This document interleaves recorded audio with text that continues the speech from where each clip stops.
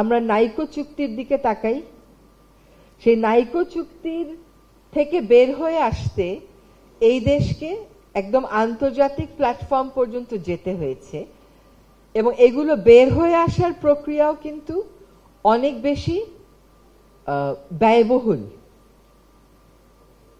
এবং যে চুক্তিগুলো হয়েছে সেই চুক্তিগুলো আপনারা জানেন যে এগুলো একটা রিভিউ প্রসেসের ভিতর দিয়ে যাচ্ছে, এবং চুক্তিগুলো আসলে বেশ অসম চুক্তি। বাংলাদেশের জন্য এগুলোর সেফগার্ড আমরা তেমন রাখিনি।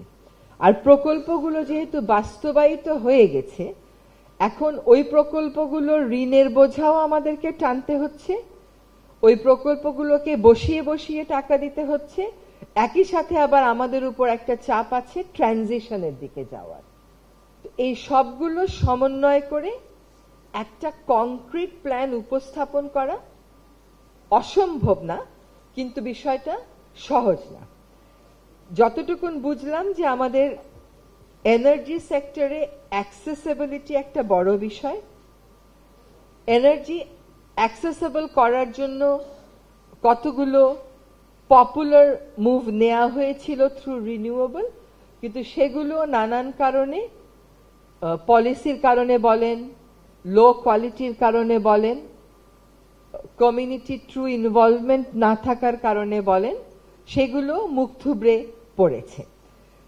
আমরা যখন টেবিলের ওই পারে ছিলাম তখন বিভিন্ন পাওয়ার প্ল্যান্ট নিয়ে, বিভিন্ন প্রজেক্ট নিয়ে যে চুক্তিগুলো হয় সেগুলোর কপি চাইতাম, যে ইআইএ গুলো হয় সেগুলোর কপি চাইতাম, এবং আমাদেরকে এই মন্ত্রণালয় বলতো ওই মন্ত্রণালয়ে যান, ওই মন্ত্রণালয় বলতো ওই মন্ত্রণালয়ে যান।